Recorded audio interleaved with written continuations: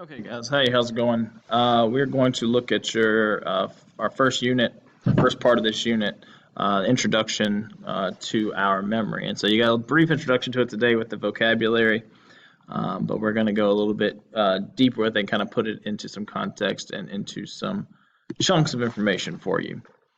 All right. So when we look at memory, it is the basis of knowing your friends, your neighbors, the English language, and the national anthem, and yourself. And so you try to remember or try to think about what it would be like if you didn't have a memory, if memory didn't exist, if it was non-existent, then everyone around you would be a stranger to you. Every language would be foreign, and every task would be new. Anything that you did would be novel to you, and even yourself, even to yourself, you would be a stranger.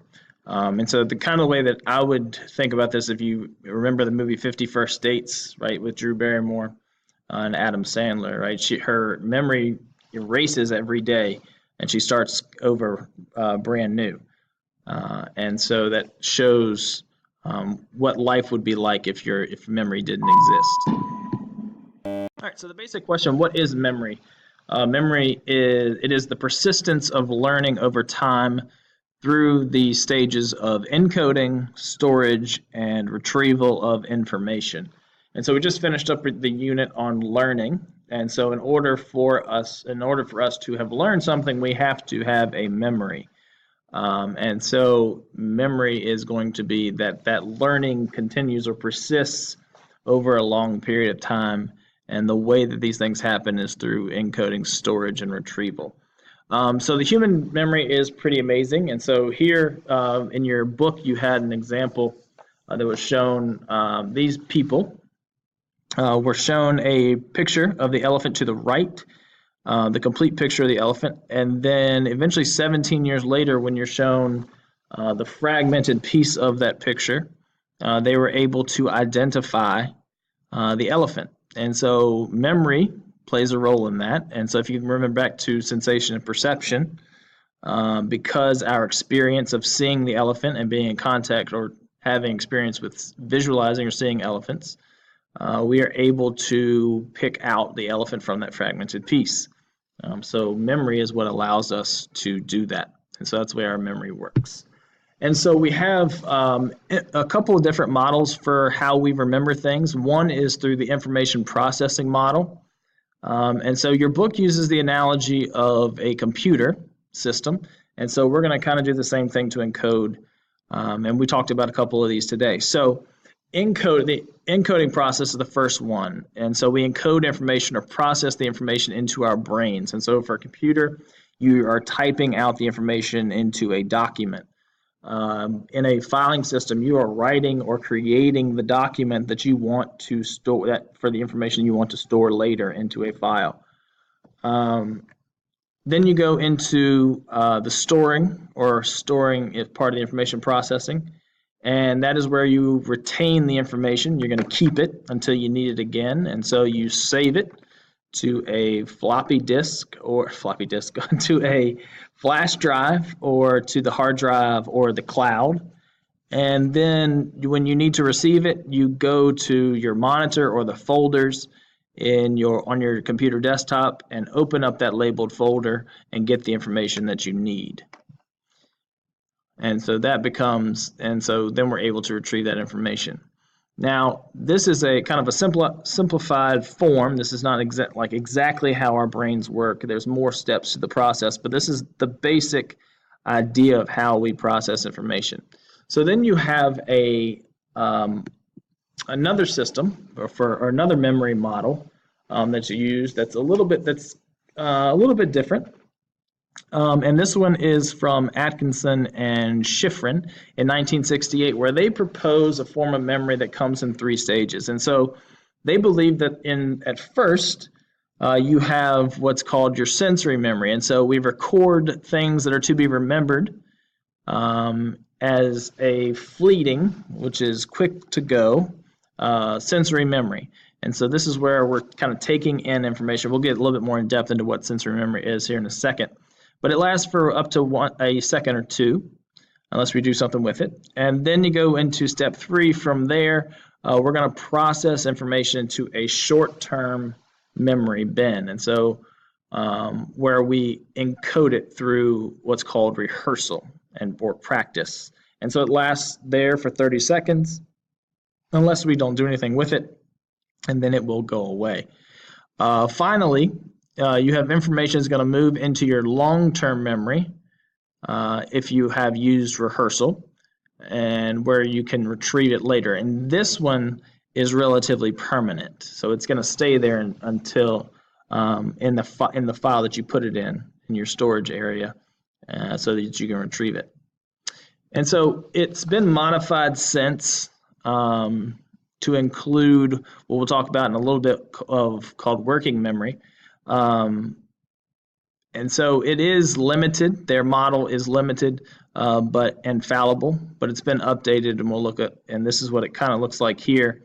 So you have the external events; those are your sensory stimuli that are coming in your sensory inputs, and so that becomes your sensory memory. And so when we put attention to that new information and we work with it, it moves into our short-term or working memory, where we use rehearsal. And so that rehearsal then becomes the encoding that will move it into long-term memory.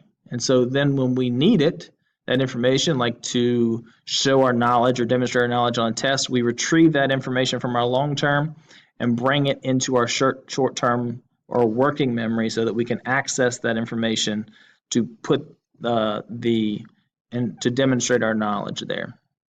All right, so let's look at these different stages in depthly. So sensory memory is the initial or momentary storage of info. It's going to last only an instant. So like I said before, a second or two. And so we use our senses, right, our 5 senses, to take in all this information. And so there's a couple different types of memories that we use. One is iconic memory. And if you think of it like an icon, it is momentary sensory memory of a visual stimuli. So what we see. So you think about like at the 4th of July, you've been a little kid playing with the sparklers you light up, and they kind of flare. And if you spin them around, they can make different shapes. And it seems like we know that it doesn't actually make that shape, but it's actually our iconic memory that takes a snapshot of what that image is and stays around for a little while so that we can see it. And it kind of hangs there almost frozen in time.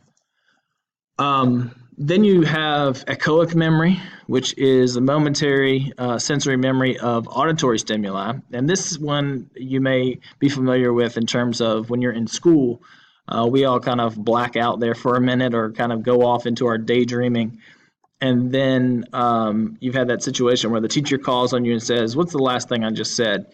And in that moment, you can you have the echoing chamber in your brain that will allow you to recapture those last 3 to 4 seconds, and you can repeat those things back. That's your echoic memory.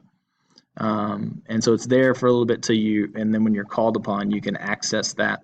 So it allows us to take in all the info that's in our sensation and decide if it's important enough for us to pay attention to.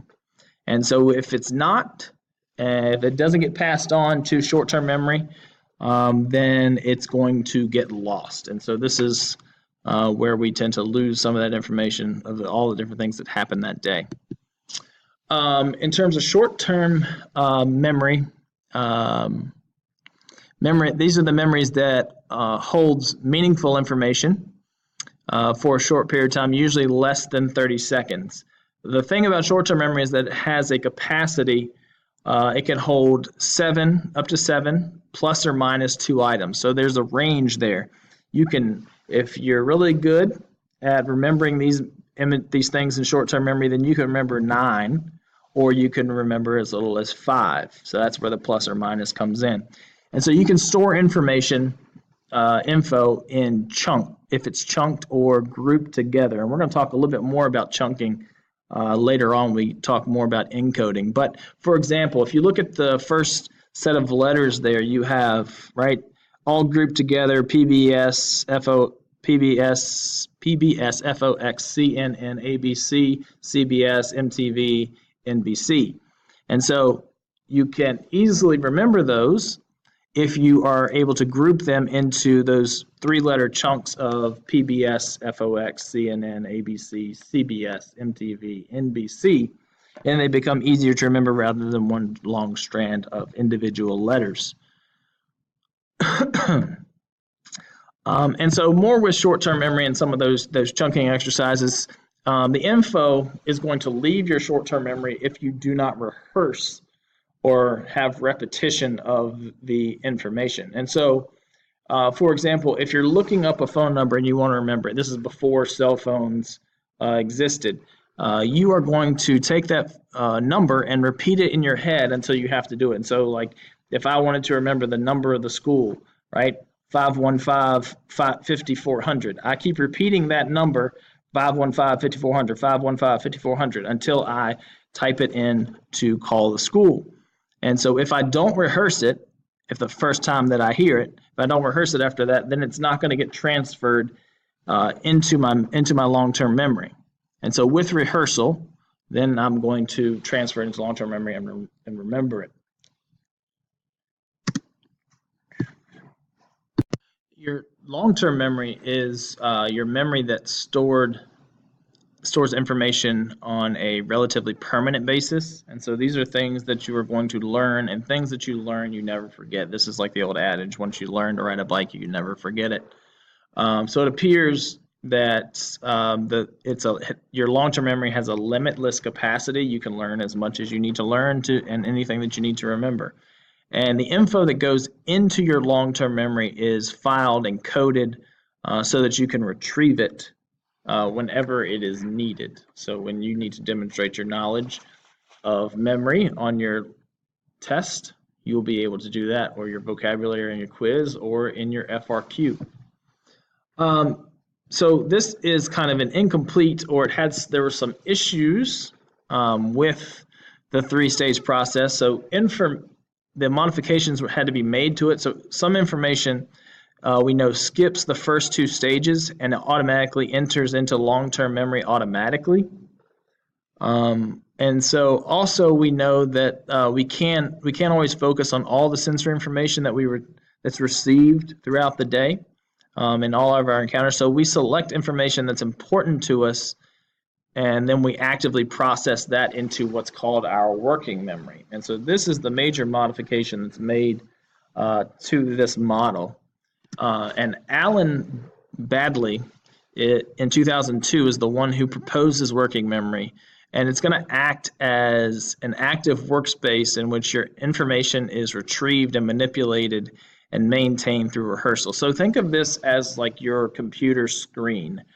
And at the bottom of your computer screen, you have those little icons on your dashboard. And so you're typing up a paper on one topic for one class, and then you decide, that it's not going to be, you need time for something else. So you're going to minimize that and bring up something else that you want to work on or that you're interested in at that time, and that becomes your active workspace. And so then you're able to minimize that screen and bring up the paper again and continue working in that and encoding that into your computer. And so that's kind of what your working memory is, the information that you want to work on actively here. And so in that case, you're going to be the central executive, but in your working memory, there's a central executive containing auditory and visual processing that makes decisions and reasons that allows us to briefly maintain information in active states so we can do something with the information. So you don't have to close out a document. You can continue to open it and work on it. So in this model down here, the picture, you have the executive, which is focuses your attention. You have auditory rehearsal, which helps what you do in your working memory. You have visual spatial information that's coming in that arranging furniture in a room. And then also your long-term memory, which brings stuff in from what you already remember so that you can fix your information there. All right. And so that's it on the introduction to memory. And so we will continue more with this tomorrow. Have a good day. Bye.